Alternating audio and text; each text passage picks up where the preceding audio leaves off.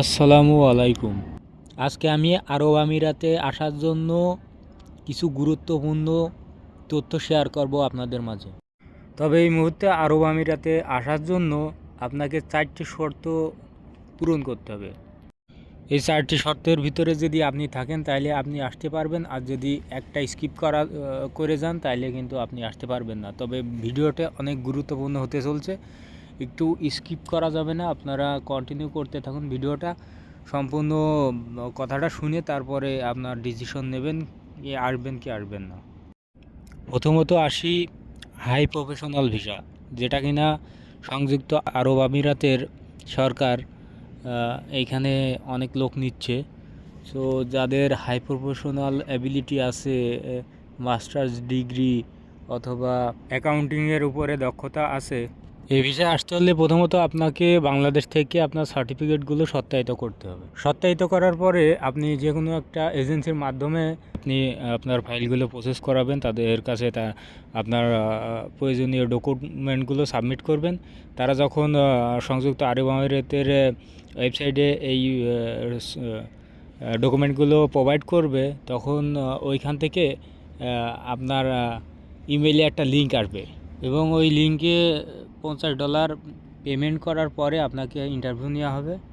Interview নিয়ে আপনি যে কাজের মানে আসতে চাচ্ছেন সেটার উপরে আপনাকে ইন্টারভিউ দিতে হবে। যদি আপনি তাদের কাছে ভালো মনে হয় বা আপনি যদি যোগ্য মনে হয় তাহলে তারা অবশ্যই ভিসা দিবে, এবং আপনার কাগজপাতি যদি ঠিক থাকে তাহলে আপনাকে তারা ভিসা দিবে।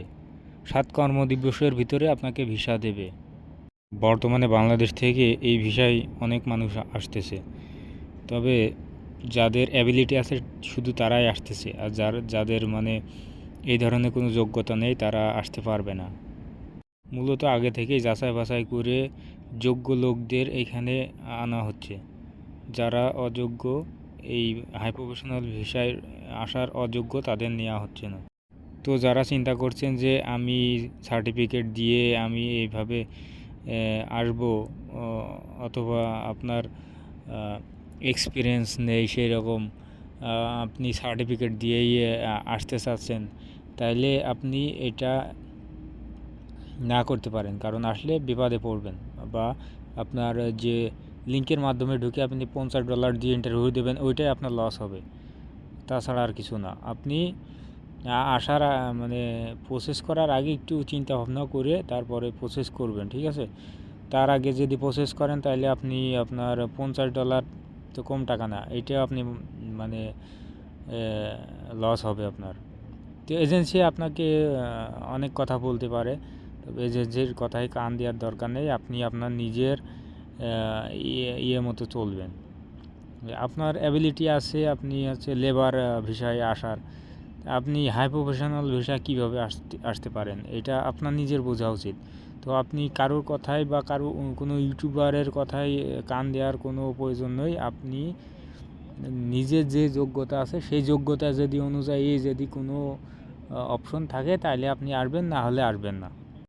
বাংলাদেশে অনেক এজেন্সি আছে যারা কিনা আপনাকে অনেক ভুলভাল তথ্য দিয়ে আপনাকে বিভ্রান্ত করবে বা আপনার কাছ থেকে টাকা হাতিয়ে নেওয়ার চেষ্টা করবে।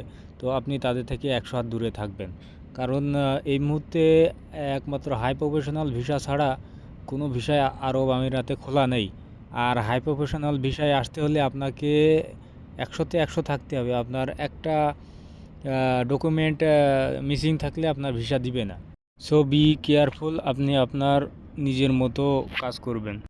একটা কথা বলতে চাই, আমি কিভাবে আসলাম, মানে আমি কিভাবে দুবাই আসলাম সেটা যদি আপনাদের জানার আগ্রহ থাকে তাহলে আমি নেক্সট ভিডিওয়ে বলবো ইনশাল্লাহ যে কী ভিসায় আসলাম আর কীভাবে আসলাম, এখন কী ভিসায় খোলা। তবে আমি হাই প্রফেশনাল ভিসায় আসিনি বা লেবার ভিসায়ও আসেনি, আমি রিসেন্টলি আসছি। আমি যে ভিসায় আসছি সেটা আমি পরবর্তী ভিডিওয়ে আপনাদের নিশ্চয় জানিয়ে দেব, এবং কিভাবে কতদিন লাগলো সম্পূর্ণ প্রসেস আমি আপনাদের মানে A to Z সব কিছু বলে দিব। আর দুবাইতে অনেক অবৈধ মানুষ আছে যারা কিনা হচ্ছে অবৈধভাবে কাজ করে। এখন অবৈধ যারা আছে তারাও কিনা কাজ করতেছে, তারা কিন্তু এমন না যে বসে আছে তা না, কিন্তু তারাও কিন্তু কাজ করতেছে। বিদেশে আসে মানুষ বসে থাকতে না, সবাই কাজ করতে আসে, টাকা ইনকাম করতে আসে, ঠিক আছে? তো এখানে অবৈধ যারা আছে তারাও কিন্তু অনেক টাকা ইনকাম করতেছে। যেসব রাস্তাঘাটের কাজ কর্ম সব হচ্ছে কন্ট্রাক্টে আসে, তারা কন্ট্রাক্টে এসে কাজ করে, রাতে আসে বা দিনের বেলাও করে। রাতের বেশি আসে, রাতের বেলা মানে বেশি আসে তারা, যারা অবৈধ আছে তারা তাদের মানে কন্ট্রাক্টে নিয়ে এইসব কাজ করায়। অনেক কাজ আছে, পাম বাগানে, খেজুর বাগানে, রাস্তার কাজে, বিভিন্ন ধরনের কাজ আছে। কাজ করলে কাজের অভাব নেই, তবে এখানে সমস্যা হলে যদি ধরে পুলিশে তাইলে আপনাকে ডাইরেক্ট বাড়ি পাঠিয়ে দেবে, এটাই। তো সবার জন্য শুভকামনা, আপনারা ভালো থাকবেন এবং পরবর্তী ভিডিও আমি কিভাবে আসলাম সেটা আপনাদের জানাবো ইনশাল্লাহ।